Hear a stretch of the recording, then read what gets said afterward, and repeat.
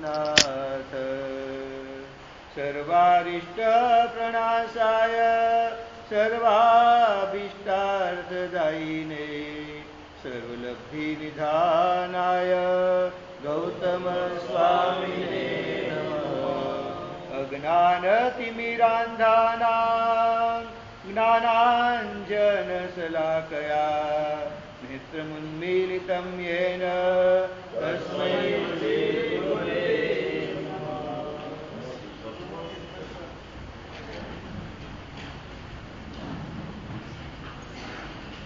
ओम ह्रीं ओम नमो अरिहन्ताणम् ओम ह्रीं ओम नमो अरिहन्ताणम् ओम ह्रीं ओम नमो सिद्धाणाम् ओम ह्रीं ओम नमो सिद्धाणाम् ओम ह्रीं ओम नमो आयर्याणम् ओम ह्रीं ओम नमो आयर्याणम् ओम ह्रीं ओम नमो वज्रायाणाम्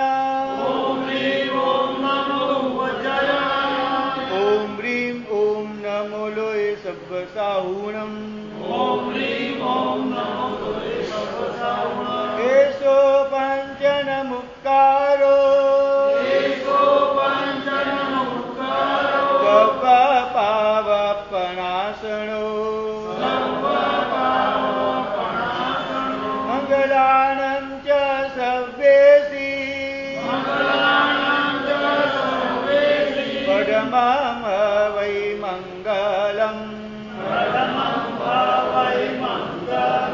चत्तारि मंगलम्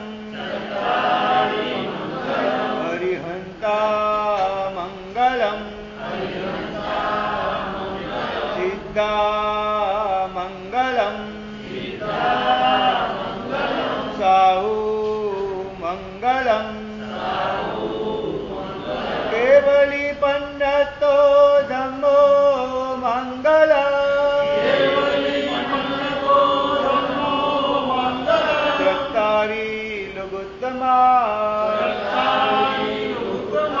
हरिहंता लघुत्तमा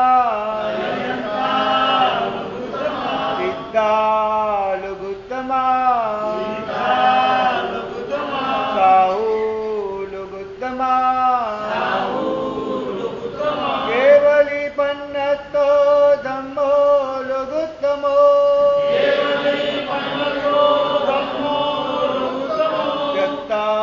शरणं पवज्जामि हरिहन्ते शरणं पवज्जामि सिद्धे शरणं पवज्जामि साहू शरणं पवज्जामि केवली पन्नतं धम्मं शरणं पवज्जामि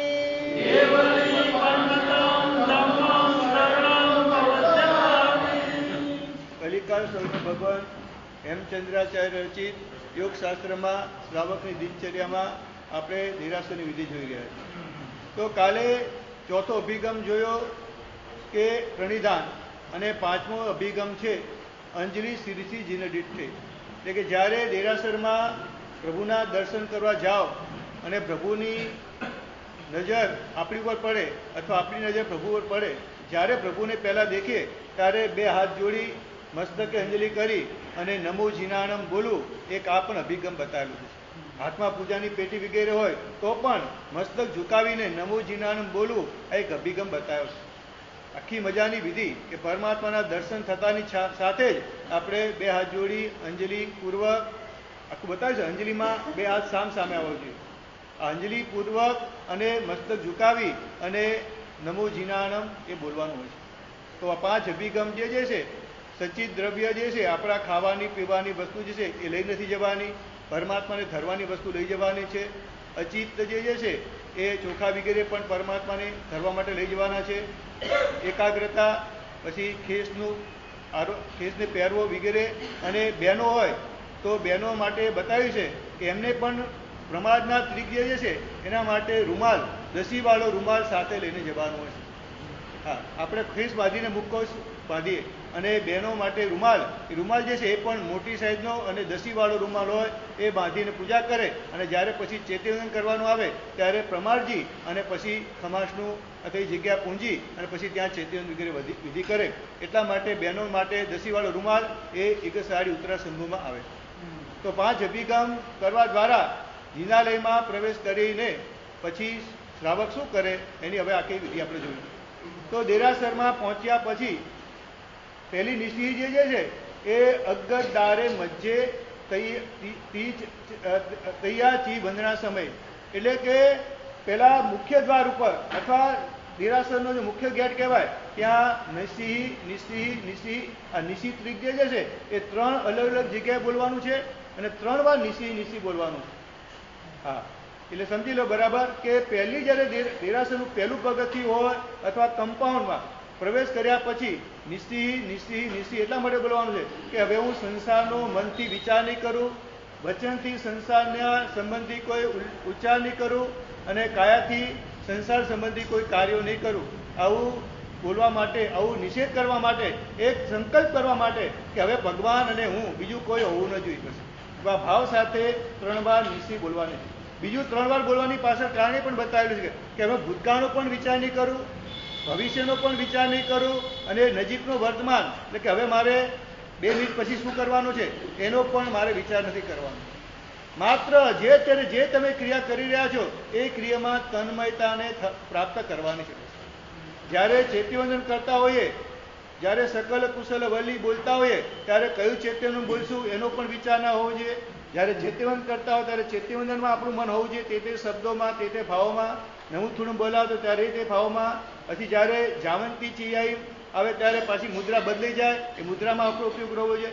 જ્યારે જે કરતા હોઈએ ત્યારે તે મુદ્રાનો ઉપયોગ રાખો. એટલે વર્તમાન કાળમાં જે ક્રિયા કરો ત્યારે એ ક્રિયામાં પૂરેપૂરો ઉપયોગ રાખો. તો એ બહુ મહત્વની બતાવી છે. એટલે કે ભૂતકાળનો પણ વિચાર નથી કરવાનો, ભવિષ્યમાં પણ હવે આ પૂજા પાઠને ઓફિસ જવું છે, આમ કરવું છે, તો કોઈ વિચાર કરવાનો. દેરાસર જાઓ ને ત્યારે ભૂલી જવાનું. એટલે ધ્યાનમાં રાખવાનું, ઘરે બેઠા દેરાસરનો વિચાર કરો તો પુણ્ય બન, અને દેરાસરમાં ગયા પછી ઘરનો વિચાર કરો તો પાછું નુકસાન થઈ જાય.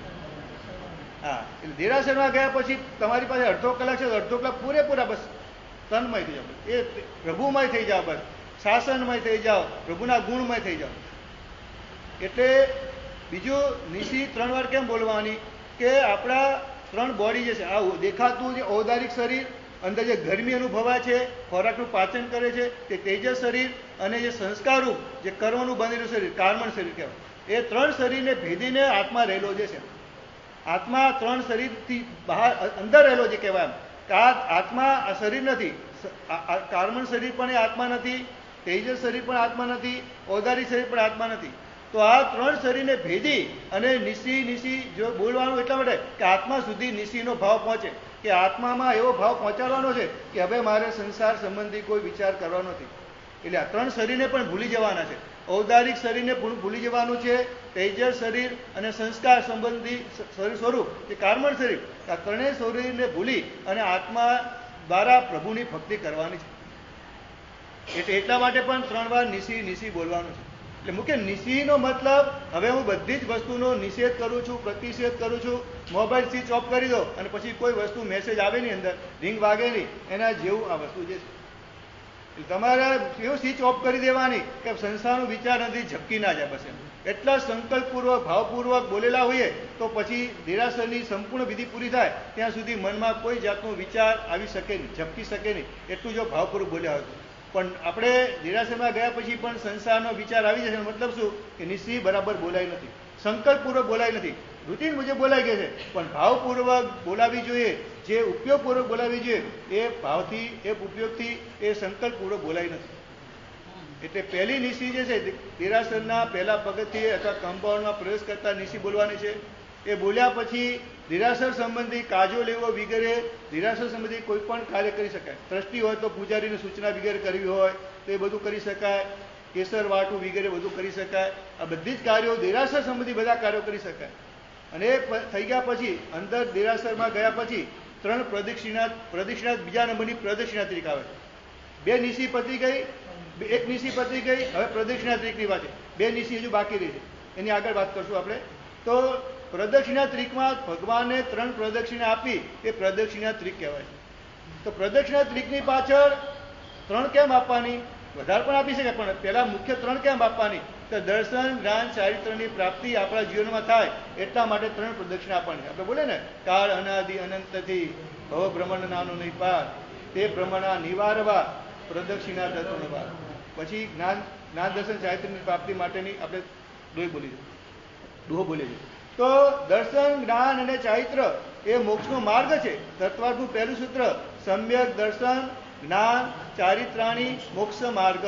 કારણ કે આ 3 આવે આપણા જીવનમાં તો જ મોક્ષની પ્રાપ્તિ આપણે કરી શકીએ. એટલા માટે સમ્યક દર્શન, સમ્યક જ્ઞાન અને સમ્યક ચારિત્રની પ્રાપ્તિ થાય એટલા માટે 3 પ્રદક્ષિણા આપવાની છે. અને બીજું, અત્યાર સુધીમાં આપણી જાતને આપણે કેન્દ્રમાં રાખીને હરેક વસ્તુ કરી છે. હું પહેલું, મારું શરીર, મારી જાત, મારું મન, હરેક વસ્તુમાં આપણે પોતાની જાતને કેન્દ્ર કરી છે. હવે પ્રભુને કેન્દ્રમાં વચ્ચે રાખી અને આખું આપણી ક્રિયાકલાપ હોવો જોઈએ એવા ભાવ સાથે પ્રભુ મિડલમાં વચ્ચે હોવા જોઈએ અને આપણે એને પ્રદક્ષિણાનો મતલબ પ્રકૃષ્ટ ભાવથી ભગવાન જમણા હાથ બાજુ રહે એવી રીતે ફરવું એને કહેવાય પ્રદક્ષિણા કહેવાય. પ્રકૃષ્ટ ભાવથી એકદમ બીજું બધું ભૂલીને દક્ષિણ એટલે કે જમણા હાથે પરમાત્મા રહે એવી રીતે ફરવું એને કહેવાય પ્રદક્ષિણા કહેવાય. તો તમે જો પ્રદક્ષિણામાં તમે જો ગમે તે બાજુ જાઓ ભગવાન આપણા જમણા હાથે રહે, પાછળ જશો તો ભગવાન જમણા હાથે રહેશે, આ બાજુ આવશો તો પણ જમણા હાથે પ્રભુ રહેશે. એટલે પ્રદક્ષિણાનો મતલબ પ્રભુ જમણા હાથે રહે એ રીતે ફરવું તેને કહેવાય પ્રદક્ષિણા. અને પ્રદક્ષિણા વખતે ખાસ ધ્યાનમાં રાખવાનું કે આપણા દેરાસરમાં ફૂલ વગેરેના કારણે, દૂધ, સાકર વગેરેના કારણે રસ્તામાં કીડી વગેરે જંતુ હોય તો નીચે જોવાપૂર્વક 3 પ્રદક્ષિણા આપવાની છે. અને દુહો બોલવાનું ના નથી, પણ મનમાં બોલો, પ્રગટ બોલો, પણ ઉપયોગ આંખ તો આપણી નીચે હોવી જોઈએ. એટલે પ્રદક્ષિણા પ્રભુની ભક્તિ કરતી વખતે પણ કોઈ જાતની વિરાધના નથી જાય એનો પણ સાથે સાથે ઉપયોગ રાખવાનો છે. દર્શન, જ્ઞાન, ચારિત્રની પ્રાપ્તિ માટે 3 પ્રદક્ષિણા આપવાની છે. બીજું એક મજાની વાત કે 4 નિક્ષેપા બધાને ખ્યાલ છે કે દ્રવ્ય, સ્થાપના, નામ, આકૃતિ, દ્રવ્ય ને સ્થાપના. આ જે છે નામ, આકૃતિ, દ્રવ્ય ને ભાવ, આ 4 નિક્ષેપા કોઈ પણ વસ્તુ રહેલી હોય. તીર્થંકર પરમાત્મા જે છે એના પણ 4 નિક્ષેપા. નામ એટલે કે પરમાત્માનું નામ, ઋષભદેવ સ્વામી, અજીતનાથ સ્વામી, સિમંદર સ્વામી, જે પરમાત્માનું નામ હોય એ નામ નિક્ષેપા એ તીર્થંકર પરમાત્મા કહેવાય. એ નામ નિક્ષેપાથી પણ પરમાત્માની ભક્તિ કરીએ તો પણ આપણું કામ થાય. જે ભાવ પરમાત્માની ભક્તિ કરતા જે કામ થાય તે નામ નિક્ષેપા દ્વારા પણ પરમાત્માની ભક્તિ કરીએ તો પણ આપણું કામ થતું છે. એટલું ખાસ ધ્યાનમાં રાખવાનું કે છે ને, દ્રવ્ય પરમાત્માની ભક્તિ આપણે કરી શકતા નથી, પણ સ્થાપના નિક્ષેપાની ભક્તિ આપણે અત્યારે કરીએ છીએ લગભગ. કારણ કે સ્થાપના નિક્ષેપો એટલે પરમાત્માની પ્રતિમા, પરમાત્માએ જ્યાં ધ્યાન કર્યું હોય તે જગ્યા, આવું કોઈ પણ જે છે પગલાં વગેરે એ બધી જ જગ્યા જે છે એને સ્થાપના નિક્ષેપો કહેવાય. તો સ્થાપના નિક્ષેપાની ભક્તિ બોલો આપણે કેટલી સમય કરી શકીએ? કલાક કે 2 કલાક. પણ નામ નિક્ષેપા દ્વારા, જાપ કરવા દ્વારા તમે કલાકો સુધી પરમાત્માની ભક્તિ કરી શકો. સ્થાપના નિક્ષેપાની પૂજા કરવા માટે, ભક્તિ કરવા માટે શુદ્ધ કપડાં વગેરે પણ જરૂર છે, પણ નામ લેવા માટે કોઈ શુદ્ધ કરવાની કેટલી બધી જરૂર નથી પડતી. નામ નિક્ષેપો તમારે રાત્રે ભાવના થઈ પૂજા કરવાની, રાત્રે પૂજા કરી શકશો ખરા તમે? પણ રાત્રે નામ લેવાની ભગવાન ઈચ્છા થઈ તો તમે પરમાત્માની ભક્તિ, નામ દ્વારા પરમાત્માની ભક્તિ કરી શકશો, જાપ કરી શકશો, સ્તવના ભક્તિ વગેરે ગાઈ શકશો, પણ સ્થાપના નિક્ષેપાની ભક્તિ તમે કરી શકતા નથી રાત્રે. ચોક્કસ સમય છે સ્થાપના નિક્ષેપાની ભક્તિ કરવા માટે, પણ નામ નિક્ષેપો ગમે ત્યારે, ગમે સમયે અને ગમે તે અવસ્થામાં તમે કરી શકો. તમે હોસ્પિટલમાં હો તો પૂજા કરવાની ઈચ્છા તો તમે હોસ્પિટલથી આવી શકતા નથી, પણ ત્યાં નામ પરમાત્મા લેવું તો લઈ શકો ખરા તમે. નામ જે છે ને એ નિક્ષેપો સૌથી વધારે રહે છે. પરમાત્માની દ્રવ્ય નિક્ષેપો જે છે એ અમુક સમય સુધી રહે છે, એમ ઘણા બધા કાળ સુધી રહે છે, પણ ભાવ નિક્ષેપો જે છે એ બહુ ઓછા સમય માટે. આપણા મહાવીર પ્રભુ કેટલા સમય રહ્યા પૃથ્વી ઉપર? 72 વર્ષ ને વધારે, પણ એમનો નામ નિક્ષેપો, એમનો સ્થાપના નિક્ષેપો કરોડો, અબજો વર્ષ સુધી રહે. નામ નિક્ષેપો તો જે છે 324 સુધી રહેતો છે. પરમાત્માનો નામ નિક્ષેપો છે, નામ દ્વારા પરમાત્માની ભક્તિ તમે 324 સુધી કરી શકો. પરમાત્માનો ભાવ નિક્ષેપોનો સમય બહુ ઓછો છે. દ્રવ્ય નિક્ષેપો કહી શકાય, એનો કાળ ઘણો બધો બતાવે છે, પણ મુખ્ય જે છે ભાવ નિક્ષેપો જે છે ને એનો સમય બહુ ઓછો છે. નામ નિક્ષેપા દ્વારા તમે પરમાત્માની ગમે તે સમય ભક્તિ કરી શકો. તો દેરાસરમાં આપણે જ્યારે જઈએ છીએ ને ત્યારે આપણી સામે કયા પરમાત્મા છે? સ્થાપના નિક્ષેપ પરમાત્મા, સાક્ષાત પરમાત્મા નથી. પણ સાક્ષાત પરમાત્મા છે એવો ભાવ લાવવા માટે આખું મજાનું આ પ્રદક્ષિણાનું વિધાન છે આખું. કે જ્યારે આપણે મૂળ નાયકને દર્શન કર્યા અને પછી પ્રદક્ષિણા ફરીએ ત્યારે જમણી સાઈડમાં પરમાત્માની મંગલ મૂર્તિ હોય, પાછળ પણ મંગલ મૂર્તિ હોય અને આ સાઈડમાં પણ મંગલ મૂર્તિ હોય. તો પ્રદક્ષિણા શરૂ કરીએ ત્યારે પરમાત્માને નમોજીના નામ બોલી અને પ્રદક્ષિણા શરૂ કરીએ અને દુહો બોલતા બોલા જઈએ. પણ જ્યારે જમણી સાઈડના પરમાત્મા દેખાય આપણને ત્યારે પણ મસ્તક ઝુકાવી અને નમસ્કાર કરીએ. પછી જોતા જોતા નીચે જોતા પાછળ જવાનું, ત્યાં પણ પાછળ પરમાત્માને નમસ્કાર કરવાનો. ડાબી બાજુ જતા નીચે જોતા જવાનું, ત્યાં પણ પરમાત્માને નમસ્કાર કરવાનો. તો આપણને શું થાય કે ચતુર્મુખે બિરાજમાન એવા પરમાત્માની ભક્તિ કરવા માટે ગયો છું એવો ભાવ આવે છે. સ્થાપના નિક્ષેપો પણ સમવસરમાં બેસેલા ભાવ પરમાત્મા જે છે, આપણે ભાવજીના સમવસણ હતા. ભાવ પરમાત્મા કોણ કહેવાય? સમવસરમાં બેસેલા પરમાત્મા ભાવ પરમાત્મા કહેવાય. તો આપણે એવો ભાવ ના આવે કે હું ચિંતામણી દાદાની પૂજા કરવા માટે દેરાસરમાં ગયો છું, પણ સમવસરમાં બિરાજમાન, ચતુર્મુખે બિરાજમાન એવા પરમાત્માની જીવતા જાગતા હાલતા ચાલતા અને એકદમ બિરાજમાન જીવન એવા પરમાત્માની ભક્તિ કરવા માટે ગયો છું એવો ભાવ લાવવા માટે આ 3 પ્રદક્ષિણા આપવાની છે. અને એટલે મંગલ મૂર્તિ એટલા માટે મૂકવાની કે પાછળ આગળ ત્રણેય બાજુ મંગલ મૂર્તિ હોવાના કારણે શું થાય કે પાછળ કોઈનું ઘર હોય તો એને ભગવાનની પૃષ્ઠે રહેલા એવો દોષ ન લાગે. જ્યોતિષ શાસ્ત્રમાં બતાવ્યું છે ન અર્હતો પૃષ્ઠે તિષ્ઠે, એટલે કે કોઈ પણ વ્યક્તિએ પરમાત્માની નિરાશના પાછળના ભાગમાં ઘર ન લેવું જોઈએ. પણ મંગલ મૂર્તિ સ્થાપિત થયું તો શું થયું? પરમાત્માની સન્મુખ ઘર થઈ ગયું. એટલે પછી વાસ્તુનો દોષ જે કહેવાય એ લાગતો નથી. એટલા માટે મંગલ મૂર્તિ આ કારણથી મૂકવામાં આવે. બીજું મંગલ મૂર્તિ મૂકવાનું કારણ એ પણ છે કે ખુલ્લું દેરાસર હોય તો કોઈ વ્યક્તિને જ્યારે 10-12 વાગે 1 વાગે દર્શન કરીને જવાની ભાવના હોય પણ દેરાસર બંધ થઈ ગયું હોય તો મંગલ મૂર્તિના દર્શન કરીને પણ પ્રદક્ષિણા આપીને પણ એ વ્યક્તિ પોતાના કામે જઈ શકે. રાત્રે પણ દર્શન કરી ઈચ્છા થઈ તો મંગલ મૂર્તિના દર્શન કરીને પણ અરિહંત પરમાત્માની ભક્તિ કરી શકે. એટલા માટે 3 બાજુ મંગલ મૂર્તિ મૂકવામાં આવતી હોય છે. બીજું પ્રદક્ષિણામાં બસ આ 3 બાજુ પરમાત્માના દર્શન કરતા કરતા તમે 3 પ્રતિષ્ઠા પૂરી કરી અને જ્યારે પછી પૂજા કરવા માટે જાઓ તો શું લાગે તમને? સાક્ષાત સમસણા બેસેલા જીવન જ્યારે હયાત હતા પરમાત્મા એવા પરમાત્માની હું ચિંતામણી દાદાની પાર્શ્વનાથ પ્રભુની હું પૂજા કરવા જઈ રહ્યો છું. આવો ભાવ લાવવા માટે એટલે સ્થાપના નિક્ષેપની ભક્તિ કરતા કરતા ભાવ પરમાત્માની ભક્તિનો ભાવ આવે એટલા માટે આ પ્રદક્ષિણા આપવાની છે. ખ્યાલ લાગ્યો ને? હવે 3 પ્રદક્ષિણા આપ્યા પછી હવે ભાઈઓ જમણી બાજુ પરમાત્માના જમણા હાથ બાજુ અને બહેનો ડાબી બાજુ ઉભા રહી અને પરમાત્માને 3 સ્તુતિ વિગર કરી. તો એની પહેલા જે છે અંજલિબદ્ધ નમસ્કાર એ કર્યો આપણે જ્યારે દેરાસરમાં પ્રવેશ કર્યો ત્યારે, એ પહેલા નમસ્કાર. બીજો છે અર્ધાવનત પ્રણામ, એટલે જ્યારે જમણી બાજુ ઉભા રહીને ભાઈઓ અંજલિબદ્ધ પ્રણામમાં ખાલી ગરદનથી મસ્તક ઝૂકે નમોજીનાને બોલે ત્યારે, અને આ બાજુ જ્યારે પ્રદક્ષિણા આપીને જ્યારે જમણી બાજુની ઉભા રહી જ્યારે નમસ્કાર કરવાનો છે ત્યારે અર્ધાવત નમસ્કાર કહેવાય છે. કમરથી શરીર 3 વાર ઝૂકવું જોઈએ અને પછી સ્તુતિ વગેરે શરૂ કરવાની. પણ લગભગ અડધાવો નમસ્કાર લગભગ કોઈ કરતું હતું આમ જઈએ જનરલ. પણ હે બેક પેન છે બધાને થોડી તકલીફ હોય, અને બેક પેન આમાં લગભગ વાંધો નહીં આવે તમને. કમરથી કસરત થવાની કારણ મટી જશે, તમને ગેસ વગેરે હશે તો નીકળી જશે, એટલે તમને કંઈ તકલીફ નહીં પડે. બેક પેઇન હોય તો પણ આ અડધાવા નમસ્કાર છે ને આ પ્રદક્ષિણા પછી કરવાનો છે. ઘણા બધા ભાગ્યશોને ખબર હોતી નથી. આમ કહેવાય ને રોજિંદી તમે પૂજા કરવાવાળા, રોજિંદી પરમાત્માની દર્શનની વિધિ કરવાવાળા, પણ 10 રીતની ઘણા બધા લોકોને ખબર નથી હોતી. ગોપીપુરા છે ને સુરતમાં બહુ મોટું ક્ષેત્ર અને બહુ સારું ક્ષેત્ર કહેવાય. ઘણા વર્ષો પર અત્યારે થોડું ઓછા લોકો થઈ ગયા ત્યાં કને, પણ આમ એકદમ ગઢ કહેવાય સુરતમાં.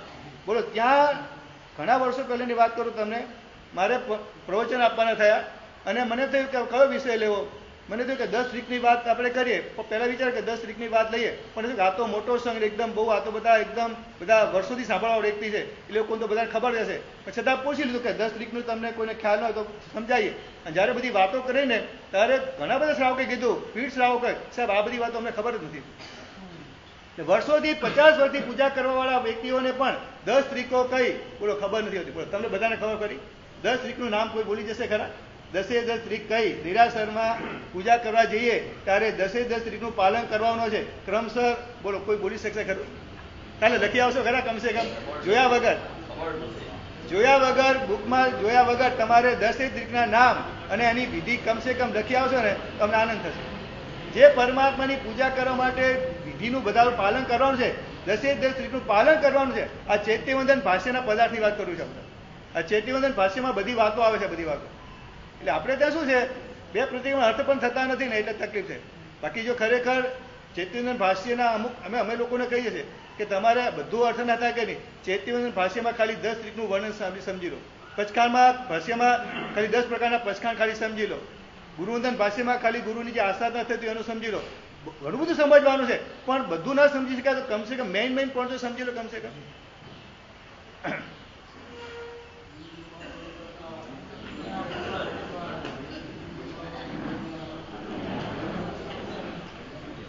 અમારો અંતરનાથ, ગુરુજી અમારો અંતરનાથ, ગુરુજી અમારો અંતરનાથ, ગુરુજી અમારો અંતરનાથ.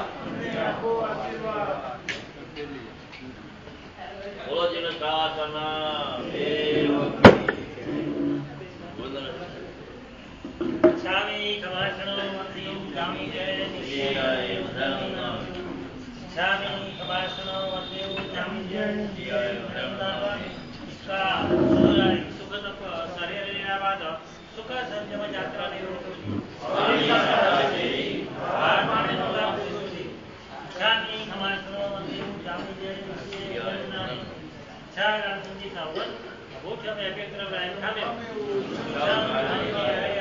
જનતિંચી આપત્યામ પર્વત્યામ વસ્તી પાણી વિને આવે છે આલા સલંક છે તમારા અંતર વસુરી ભાષા છે તેથી મજ્જણ બળેગા મોબાઈલ તો બે જણા અમ ન જનંત સુખા શામી અમાસ્તો દેવ જામી દેવ નામે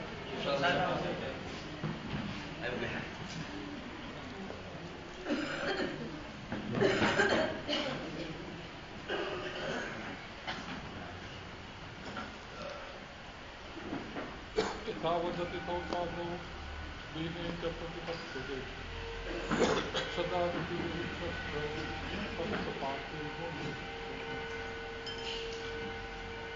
ભગવાન શરીરનો ગુણ છે કે અતિથિ સાધુ અને દીન. આપણા આંગણે કોઈ અતિથિ આવે,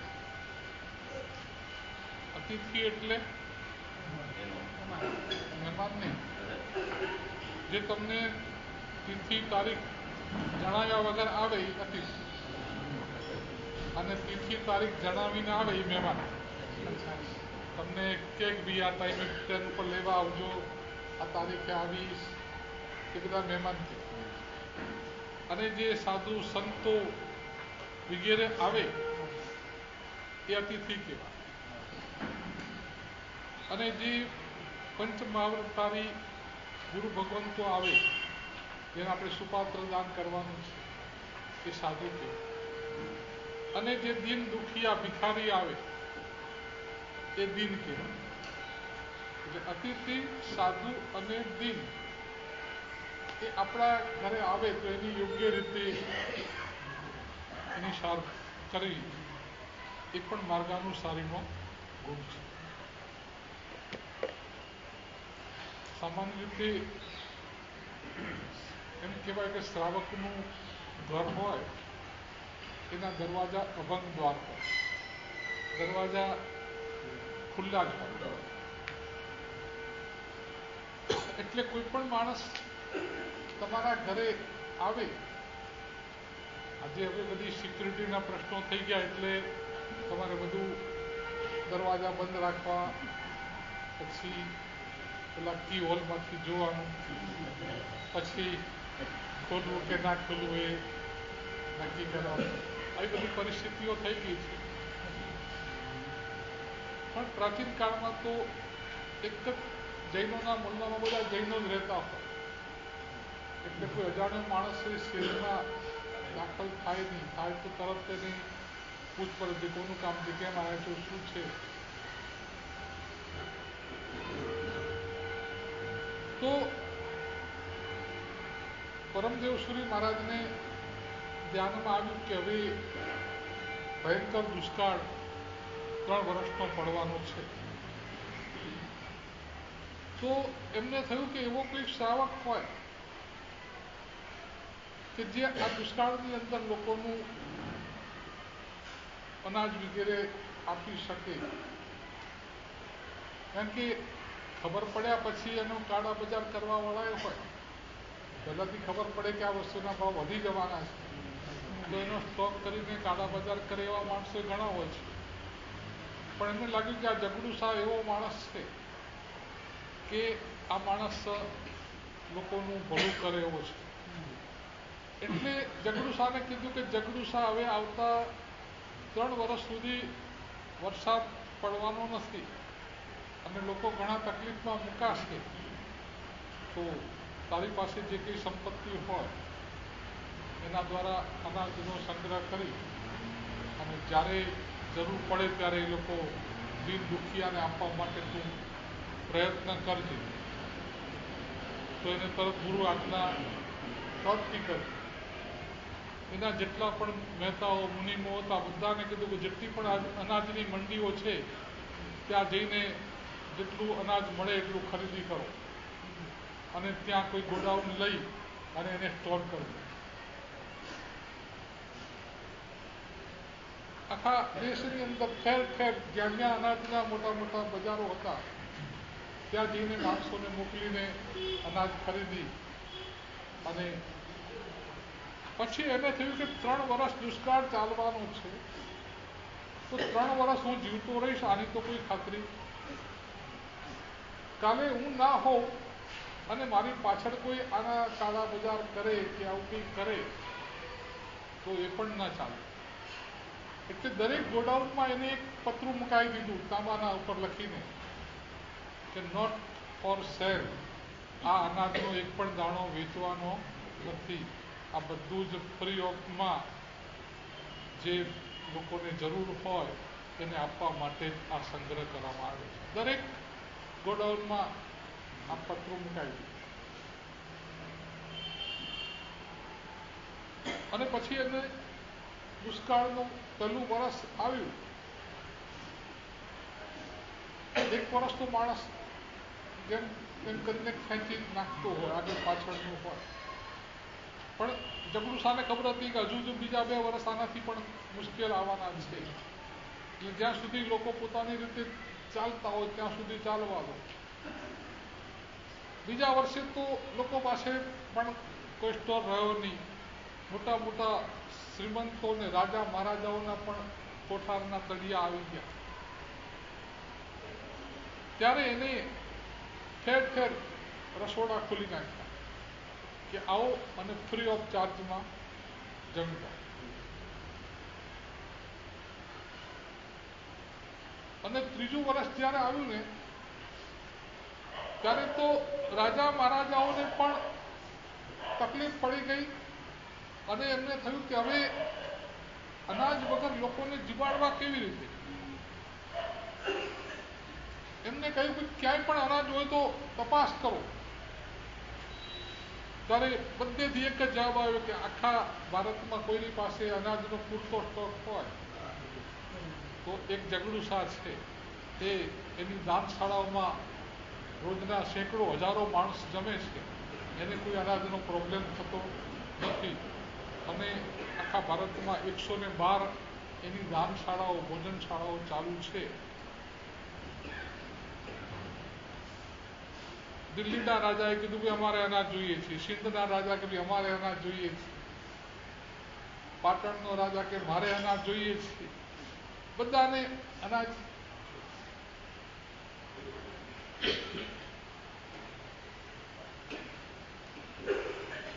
ગુજરાતનો રાજા હતો એને ખબર પડી કે આ જગડુ શાહ ભદ્રેશ્વરમાં રહે છે અને ઠેર ઠેર એની દાનશાળાઓ છે અને આ માણસ સિવાય કોઈની પાસે અનાજ નથી. તો એને થયું કે હવે હું ભદ્રેશ્વર જઈને એની પાસે અનાજની માંગણી કરું. પછી એને થયું કે આ માણસ બધે ફ્રી ઓફમાં માણસોને જમાડે છે તો ભિખારીની જેમ જમાડે છે કે કંઈ આદર. હું જાતે જ એટલે પોતે સાદા કપડાં પહેરી અને દાનશાળામાં જમવા બેસી ગયો. તો બધાને આદર સત્કારપૂર્વક પાટલા પર બેસાડી ગરમા ગરમ રસોઈ જમાડે. આવા દુષ્કાળમાં આવું કામ માણસ કરે છે.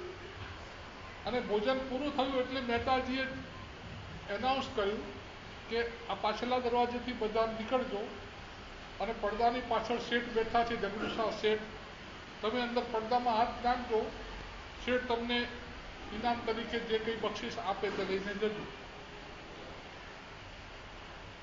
પેલાને જોયું કે એક તો જમાડે છે ને પાછા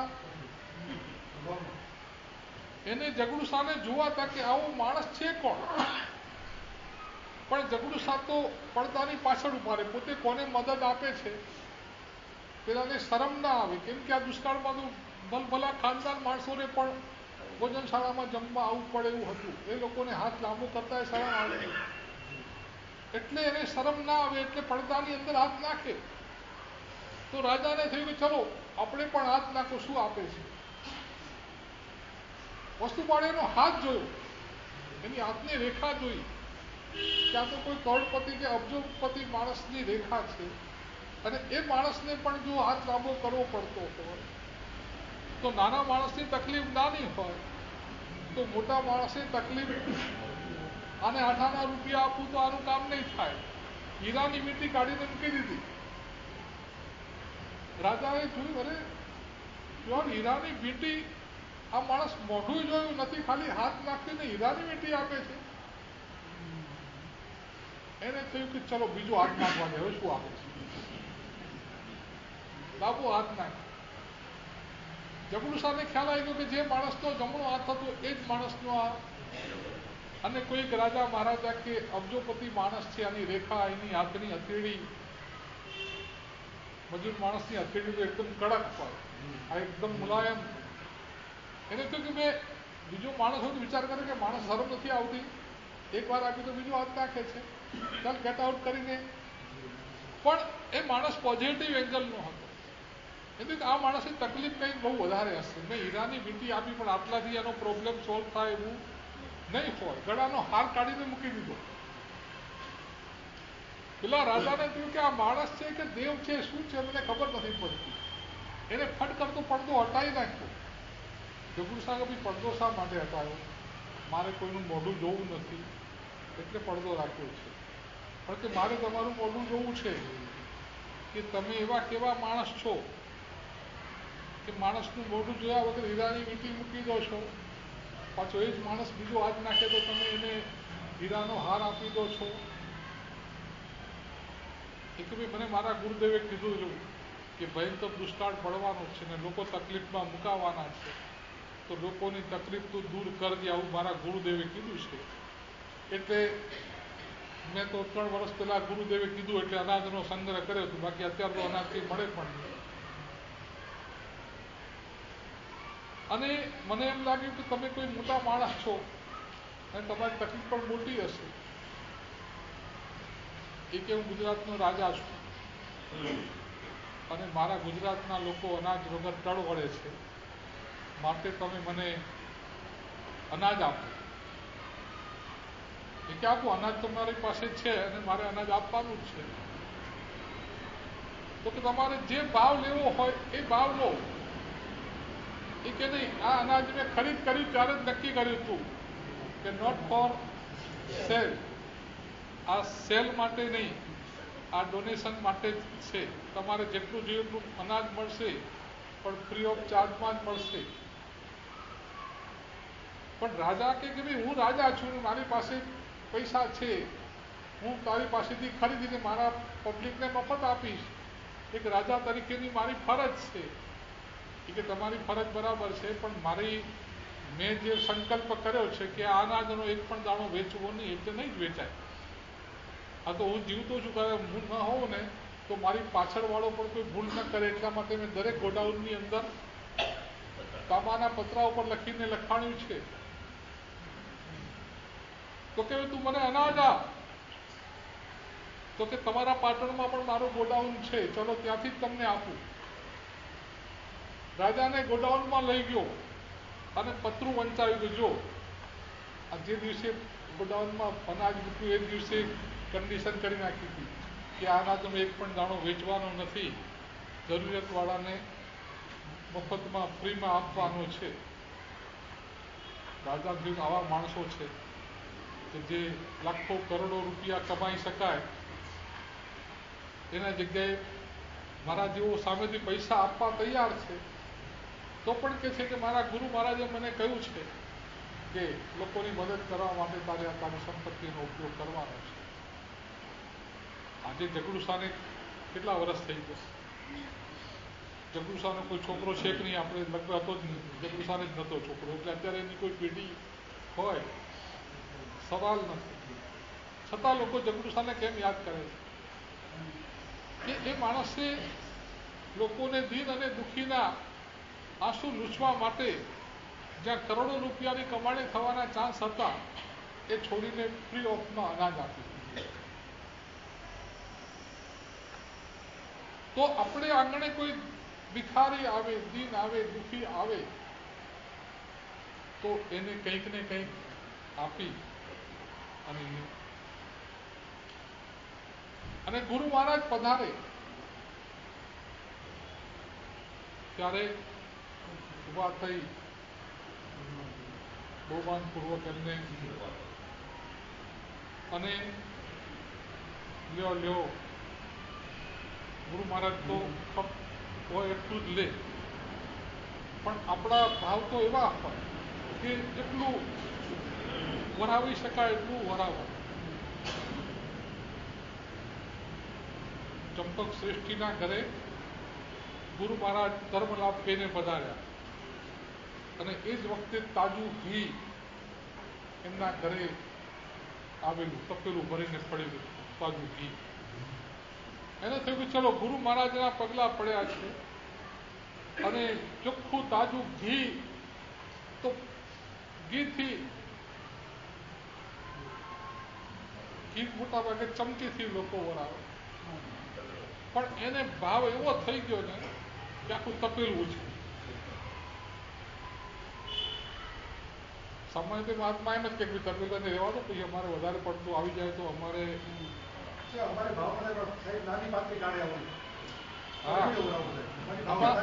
કેમ કે અમારે આજે વધારે તો આવતીકાલે રાખવાની વ્યવસ્થા નથી. નહીં તો શું છે કે કોરી વસ્તુ છે કે ચાલો આજ વધારે તો કાલ વાપરશું. પણ અમને ભગવાને કહ્યું છે કે કુક્ષી સંબલસ, સાધુ કેવો હોય, પક્ષી સૂત્રમાં એનું વિશેષણ છે કે અમારું ટિફિન બોક્સ અમારી હોજરી જ હોય, બીજું કોઈ ટિફિન બોક્સ કોઈ રાતના અમારા કપડા ઉપર કોઈ તેલ કે ઘીનો કે દાળનો છાંટો પડી જાય ને અને જો અમે ધોવાનું રહી જાય ને તો અમને એનો અતિચાર લાગે. અમે અતિચારમાં બોલે કે આનો છાંટો રહી ગયો, એટલું એક ટીપું પણ રહી જાય તો એનો અમને અતિચાર લાગે, એનો અમારે પ્રાયશ્ચિત આવે. એટલે અમારે જે કંઈ તમારી પાસેથી વળીએ એ અમારે આજે ને આજે વાપરી લેવાનું હોય. એટલે અમે, અને એમાં પણ ત્યારે અમને લાગે કે આ ભાગશાળી બહુ ભક્તિવાળા છે, ત્યારે મોટું પાત્રું ના ગળાય. હા, ભરોસો રાખવો. પણ પેલા મહાત્મા હતા, અવધિ જ્ઞાની હતા. આ માણસના એટલો બધો ભાવ છે કે હું જો તે પેલું નીચું મકાવી દઈશ અને કંઈક ચમચીથી જ લે, એક ચમચી જોઈએ વધારે નહીં, તો એની જે અત્યંત ભાવધારા છે વરાવાની, એ ભાવધારા તૂટી જશે. ભલે મને વરવામાં વધારે ઘીની તકલીફ પડશે, પણ એની ભાવધારા ટકાવવા માટે મહાત્માએ પાત્રું મૂક્યું અને પેલો તપેલાની ધાર ઘીની કરે છે એના હૃદયના ભાવ આહા કેવું મારો આજે સોનાનો સૂરજ ઉગ્યો કે ચોખ્ખું ઘી આજે તાજું આવ્યું ને આજે જ ગુરુ મહારાજના પગલા થયા અને આમ ઘીની ધાર પડે છે ને એની ભાવધારા.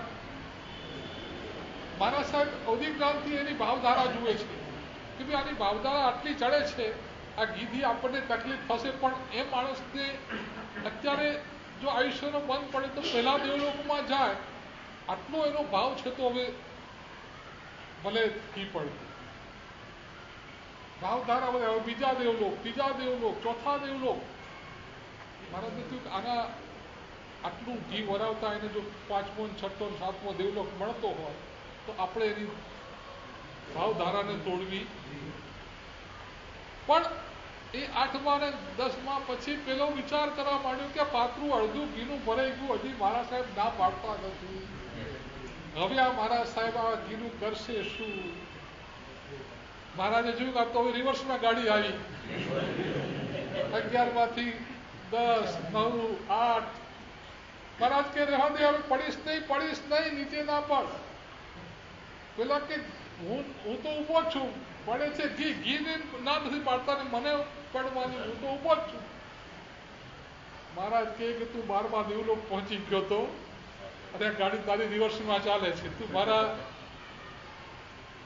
ઘીની ચિંતા કરે કે મારા સાહેબ ઘીનું શું કરશે અને મારા સાહેબ તો નાય પાડતા નથી. આ બધા વિચાર પર તારી કે ભાવધારા ખંડિત થઈને એટલે જે 12મા દેવલોકે પહોંચેલો તું પાછો નીચે ઉતર્યો ત્યારે પેલા થયું કે ગુરુ મહારાજે મારા ઉપર કૃપા કરીને અને હું મહારાજની એ કે મહારાજ હવે પાત્રું મૂકો, ફરી દઉં. હવે એ ભાવધારા ના આવે. પેલી ભાવધારા સુપાત્ર દાનની ધારા હતી. હવે દેવલોક મેળવવા માટેની તો કે અડધો કિલો ઘીમાં કે દેવલોક ના મળે.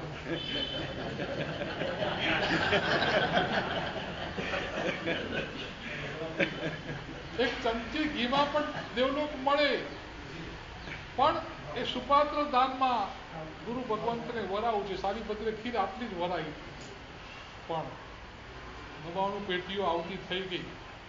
એટલે કેલ્ક્યુલેશન છે. જ્યારે સુપાત્ર દાનમાં તમે આમ હૃદયના ભાવથી વરાવો છો ત્યારે એ કેટલા ઘણું મળે ને એનું કેલ્ક્યુલેશન કોઈ તમારા કેલ્ક્યુલેટરમાં પણ આવી શકતું. આટલી ખીરની કિંમત કેટલી? અને રોજની 99 પેટીઓ આવે, 33 પેટીનો દાગીનાઓની, દાગીના પાછા દેવલોકના, અને રોજની 33 આવે. બોલો કે ગણિત મુકાયું છે?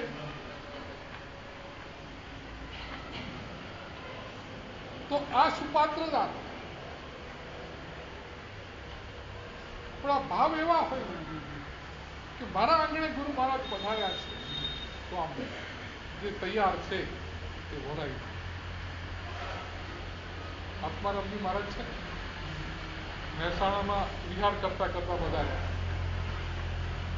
મહેસાણાની અંદર રવિ સાગરજી મહારાજ વર્ષોથી રહેતા અને એકલા મહાત્મા, અને એમની કોચરી 2-3 રોટલીની હોય એટલે પોતે શું કરે કે ભાઈ ઘણા બધા લોકોને લાભ મળે ને એ કોઈના ત્યાંથી આખી રોટલી ના હોય, અડધી જ રોટલી હોય, કાં તો 5 રોટલી હોય.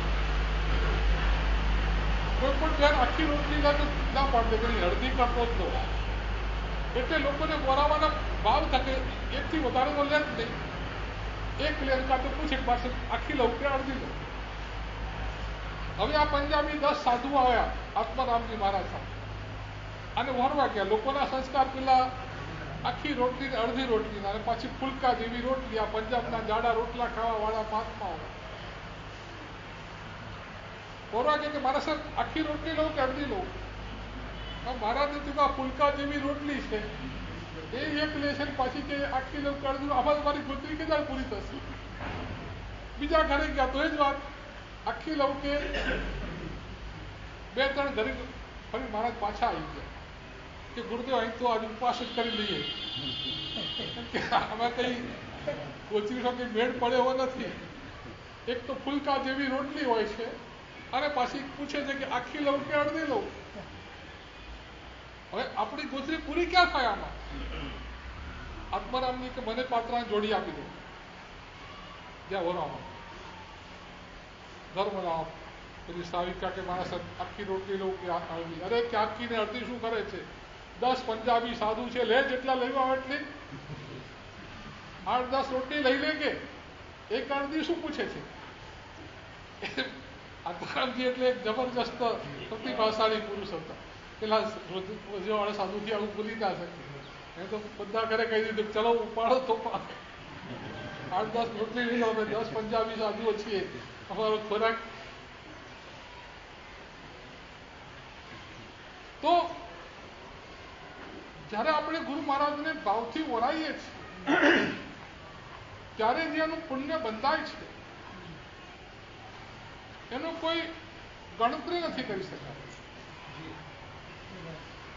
સુધન નામનો એક શેઠ હતો, શ્રીમંત હતો, પણ કોઈ પુણ્યના પરવાર્યું અને માણસ એકદમ આર્થિક રીતે સંકળાશમાં આવી ગયો. કોઈ ધંધો ચાલે નહીં, મૂડી નહીં, ઘરનો ખર્ચ પણ કાઢવાની તકલીફ.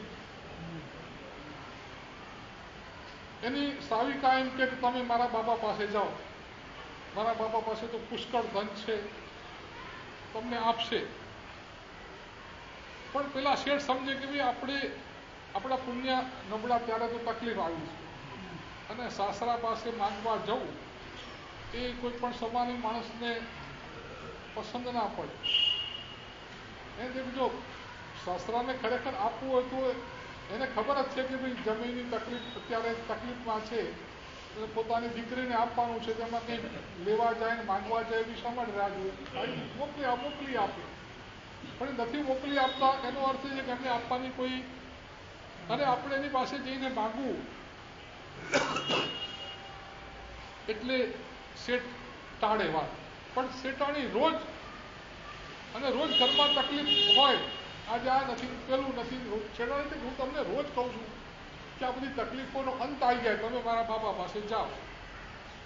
હવે હોમ મિનિસ્ટરની રોજની માથાકૂટની શેઠે નક્કી કર્યું કે ચલો હવે આવતીકાલે જઈશ અને સાસરે જઈ આવીશ. તો શેઠાણીએ થોડો નાસ્તો તૈયાર કરી દીધો કે તમારા રસ્તામાં કંઈ. શેઠ તો સાસરાના ઘરે પહોંચી ગયા, દુકાને બાજુમાં બેઠા. અત્યાર સુધીમાં જ્યારે જતા હતા ત્યારે આમ જમે સાસરા ઊભા થઈ ગયા, આવો પધારો ને બધું આમ. પણ આજે કોઈ નાણાં વગરનો નથી હોતો, આ દુનિયાનો નિયમ છે. શેઠ સમજ્યા કે હવે શેઠ સામું જોતા નથી, ગ્રાહકની જોડે જ વાતા. ત્યાંથી ઊભા થઈને ઘરે ગયા કે ચલો સાસુને મળતા આવ્યા છીએ. તો એમને પણ જોયું કે આ ખાલી છે, માંગવા આવ્યા છે. બહાર બેઠા પણ કંઈ આગતા સાગતા કંઈ કરી નહીં. થોડી વાર બેઠા અને પછી ઊભા થઈને નીકળ્યા કે આના અહીંયા બેસી રહ્યું એના કરતા ઘરે પાછા. હવે પાછા ફરતા બપોરનો 12 વાગ્યા ને વિચાર કર્યો કે ચલો નાસ્તો લાયેલો છે તો જરા એક ઝાડ નીચે બેસીને, અને હજુ તો નાસ્તાનો ડબ્બો ખોલે ત્યાં કોઈ ગુરુ મહારાજને સામેથી આવતા જોયા. ખુશ થઈ ગયો, ચલો આ વિહારમાં ગુરુ મહારાજ પધાર્યા છે ને આપણી પાસે નાસ્તો છે તો આપણને વરાવવાનો લાભ મળશે. વિનંતી કરી, ગુરુદેવ પધારો, મને લાભ આપવામાં મારા હજુ કોઈ નિર્દોષ છે એના માટેનો છે, અને આટલા ભાવથી ક્યાં છે. પાત્ર ખોલ્યું, એને તો વરાઈ દીધું ભક્તિથી બધું. એને થયું કે ચલો આપણને સરસ લાભ મળી ગયો. પાણી પી લીધું. હવે એને થયું કે આવા ગુરુ મારા જંગલમાં મારે તો મંગલ થઈ ગયું. તો ત્યાં આજુબાજુમાં બધા સરસ મજાના પથ્થર પડ્યા હતા નદીના કાંઠે. તો એમ કે ગુરુ મહારાજના પગલા આ પથ્થર ઉપર પડ્યા છે તો એમના ચરણની સ્પર્શ આ બધા પથ્થર ઘરે લઈ દઉં તો ઘરે છોકરાને રમવા કામ આવશે. સરસ મજાના રંગબેરંગી પથરા છે, થેલીમાં નાખી દીધા અને ઘરે પહોંચ્યા. શેઠાણીને ખુશ થઈ ગયા કે હું કેટલા વખતથી કહેતી હતી, જો તમને મારા બાપાએ કેટલું બધું આપ્યું. શેઠને વિચાર કરે કે જે હમણાં આવતાની સાથે બધી વાત કરવી ને એનો દુર્દુર એના કરતા શેઠ કે ભાઈ હમણાં મને તું નાવા દે, હાથ પગ ધોવા દે, પૂજા કરી આવું, પછી જમીન પછી શાંતિથી વાત કરું બધી. શેઠ તો પૂજા કર્યા કે પણ શેઠાણીને તો જીવ ના, મારા બાપાએ શું આપ્યું છે? થેલી બધી ખાલી કરી તો ગામ અંધારામાં અજવાળા કરે એવા રત્નો, લાખો ને કરોડોની કિંમતના. ઓહો, કે મારા બાપાએ કેટલું આપ્યું છે? મને એમ કે 25-50 હજાર આપશે, એના બદલે કરોડો રૂપિયાના હીરા મારા બાપાએ આપ્યા છે. કેટલા વખતની કહેતી હતી પણ આ જતા જ નતા. મારા બાપાને કેટલી મારા ઉપર લાગણી છે ને આ છે ને. હું તો શેઠાણી તેની કલ્પનામાં શેઠ પૂજા કરીને આવ્યા, જમ્યા, પછી કે જુઓ જુઓ મારા બાપાએ કેટલું બધું કરોડો રૂપિયાના હીરા આપ્યા છે, તમે આટલા દિવસ ના ગયા. શેઠાણી શેઠ કે શાંતિ રાખ, તારા બાપાએ પૈસો નથી આપ્યો અને પાણી પીવાનું પૂછ્યું નથી અને તારી માએ મને કંઈ ચાય પીવડાયો નથી. તો કે આ બધા હીરાને ક્યાંથી લાયા છે? એ કે મેં જે સુપાત્ર દાન કર્યું, તે જે નાસ્તો આપેલો હતો અને હું નાસ્તો કરવા બેસું એ પહેલાં જ ગુરુ મહારાજ જોગ મળી ગયો અને મેં વાપરવાના બધું ગુરુ મહારાજના પાત્રમાં ઓરાવી દીધું ને મને જે આનંદ આવ્યો, ભલે મને ખાવા નહીં મળ્યું પણ મને એમ થયું કે આવો જંગલમાં મંગલ જેવો લાભ મળી ગયો, એટલો આનંદ આવી ગયો ને. પછી એની યાદમાં મેં ગુરુ મહારાજના પગલાં જ્યાં પડ્યા હતા એ બધા પથરા લાયા હતા. એ ગુરુ મહારાજના સુપાત્ર દાનના પ્રભાવથી આ બધા પથરા હીરા થયા છે, બાકી તારા બાપાએ કંઈ આપ્યું નથી. તો સુપાત્ર દાનની આ તાકાત છે કે તમે હૃદયના ભાવથી જ્યારે વહાવો છો. આપણા હૃદયમાં એક ભાવ હોય કે આ ગુરુ મહારાજ પંચ મહાવ્રતધારી સંયમનું પાલન કરે છે અને ભગવાને એમને આ ગોચરીની વિધિ બતાવી છે તો દરેક જગ્યાએથી કેવી રીતે ભમરો છે ફૂલ ઉપરથી થોડો થોડો રસ લે, ગાય છે બધીથી થોડું થોડું ચરે, એવી ગોચરી આ મહાત્માઓ બધા ઘરેથી થોડું થોડું થોડું મોરી અને પોતાની ભિક્ષા જોઈતી હોય એટલી કરે પણ કોઈના ઘરે ફરી રસોઈ કરવી પડે એવી રીતે વરે નહીં. આવી એમની ગોચરીની પદ્ધતિ છે. અને આવા મહાત્મા રોજ આપણા ત્યાં આવે તો પણ આપણને કોઈ તકલીફ ન પડે. તો આવા ગુરુ ભગવંતના પગલાં આપણને આપણા ઘરે પડ્યા તો એ ભાવ તમારો હોય ને, પછી તમારે ત્યાં ગુરુ મહારાજ કદાચ ન પણ આવે પણ તમે આમ રાહ જોઈને બેસો ને, ગુરુ મહારાજ આવે, ગુરુ મહારાજ આવે. કિરણ શેઠ છે એના ઘરે ભગવાન આવ્યા નતા પણ એ માણસના મનમાં ભાવધારા કેટલી. તમે છે ને અમને વિનંતી કરો કે મારા સાહેબ પધારજો, તમારું બિલ્ડિંગનું સરનામું આપો. મારા સાહેબ ના, બીજા દિવસે વિનંતી કરો, ત્રીજા દિવસે કરો, 5 દિવસ કરો ને ના આવે પછી તમે 6થા દિવસે શું કરો? મારા સાહેબ તો અમે આવતા જ નથી, હવે વિનંતી કરીને શું કરો? હિરણ શેઠના ગામમાં પરમાત્મા મહાવીર પ્રભુ ચોમાસું રહેલા. એને ખબર પડી ભગવાન તો કાવસર જાણે રહેતા હતા. ભગવાનને વંદન કરીને કે પ્રભુ વરવા માટે પધારજો. ભગવાન નહીં આવે, એને સમજે કે ભગવાનને આજે ઉપવાસ હશે, આવતીકાલે બીજા દિવસે કે પ્રભુ પધારજો.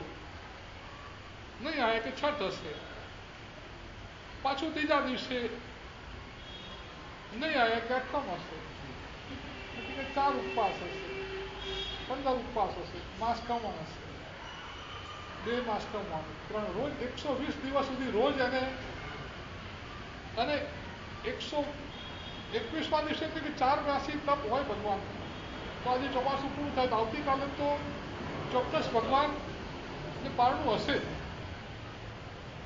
તો મારા ઘરે ભગવાન પધારે એટલે એને બધી તૈયારી કરી રાખી. ઊભી શેરીએ જળ સંતરાવે, મારા ઘરે ભગવાન પધારે.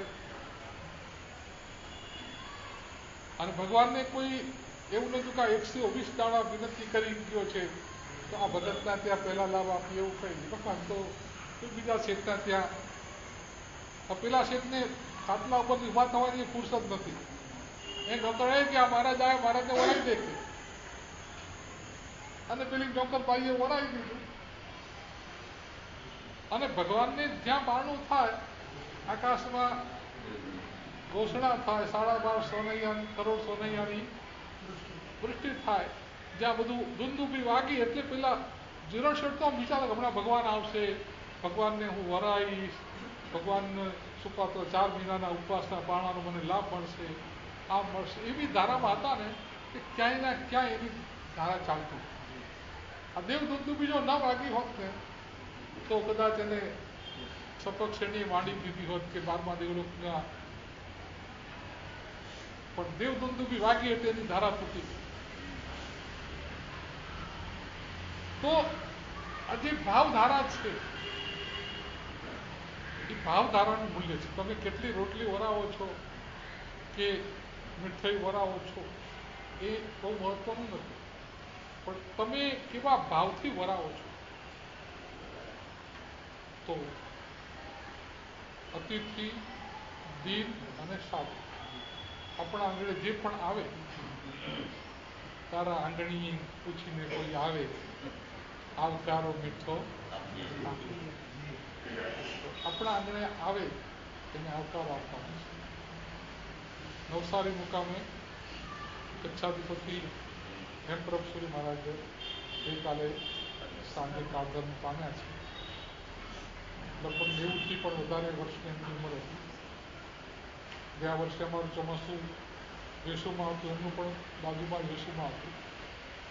એટલે ખૂબ જ આરાધક અને સાધક આત્મા અને ખૂબ જ પદ્રિક પરિણામી. એમ કહેવાય કે રાયણ પગલે જ્યારે પ્રદક્ષિણા દેતા હતા ને તો ઉપરથી એમના ઉપર ખીર ધરી, એટલે જે નિકટ ભવમોક્ષગામી હોય ને એના માથા ઉપર આવું ખીર ધરતું હોય છે. એટલે આવા એક પુણ્ય પુરુષ, પવિત્ર પુરુષ અને નીતુશ્રી મહારાજના સમુદાયના કચ્છાધિપતિ એ કાળધર્મ પામ્યા છે. ખૂબ જ આપણે તો એમના ગુણાનુવાદ જેટલા કરીએ એટલા ઓછા છે, અને એની અમારે દેવવંદન કરવાના છે. તમારે જે લોકોને કરવા હોય એ બેસજો, જે જવું હોય તે જજો. શિવમસ્તુ સર્વજગતઃ પરહિત નિરતા ભવन्तु ભૂતગણા દોષાઃ પ્રયાન્તુ નાશः સર્વત્ર સુખી ભવતુ લોકઃ. વિશ્વમાં રહેલા સર્વ જીવો સુખી થાઓ, સમતા ભાવને પ્રાપ્ત કરો, સમાધિને પ્રાપ્ત કરો, પાપ કર્મથી મુક્ત થાઓ, સકલ સંગનું મંગલ અને કલ્યાણ થાઓ, એ ભાવના સાથે 12 નોકાર.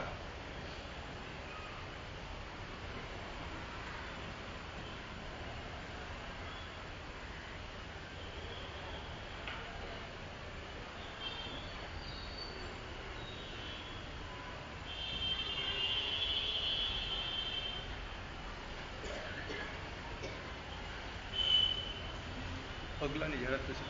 પગલા છે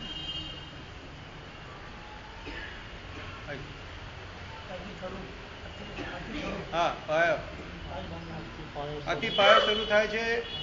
ભાગ્યશાળીઓ પાયો જે છે એ ગમે ત્યારે નાખી શકાય, પણ આ દિવસોનું મહત્વ વધારે હોય છે. હોળીના દિવસો પણ વધારે એમાં આવી જાય. એટલા માટે તો જે ભાગ્યશાળી નોકરાશી કરી ના આવ્યા હોય, પાયો નાખવાનો બાકી હોય તો આજે ભાવના રાખજો.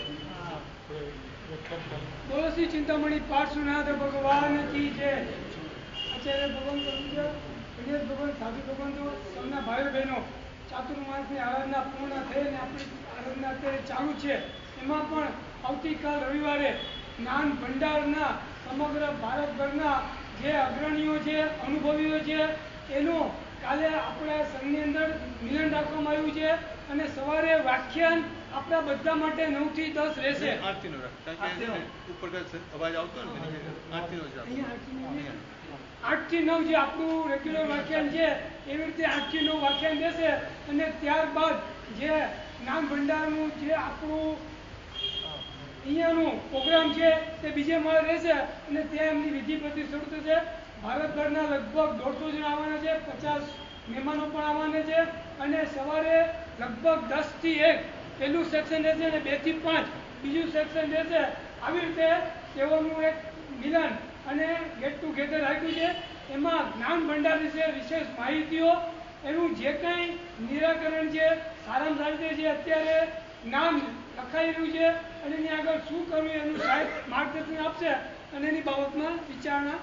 જેને પણ જ્ઞાન બાબતમાં, પુસ્તક બાબતમાં રસ હોય, ભંડારની બાબતમાં, એ લોકો બીજા આવી પડશે, સાંભળી તો શકે છે.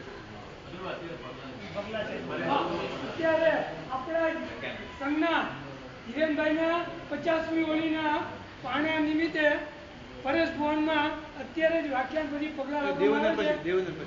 દેવનંદ કર્યા પછી દેવનંદ, હા, હાજી સાહેબને બરોબર આજે જે હેમચંદ્ર મહારાજ ગાજવા પામ્યા એમના દેવવંદન કરી અને ત્યારબાદ સમૂહમાં સાથે પાણા પરેશ ભવનમાં રાખતો આપ સૌને ભરવા માટે પગલાં. એને અનુકૂળતા બેસો, બાકી જઈ શકે.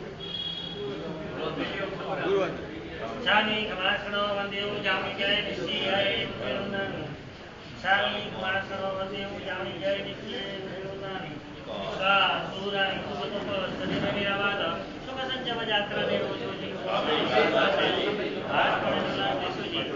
શાની કમાસણો વંદેવ જામી જય નિશ્ચિયાય નિત્યનંદન. શાગા સદિસા અમુક સમય વિપ્ર રાય ખામ્યો. શામ ખામી રાય જગતીજી અપત્ય અમર જપતે પાણી છે.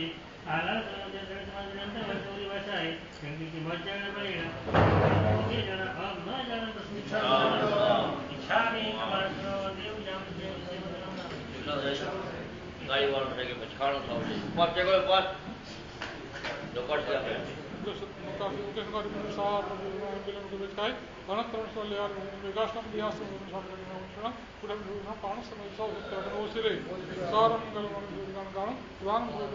Gracias.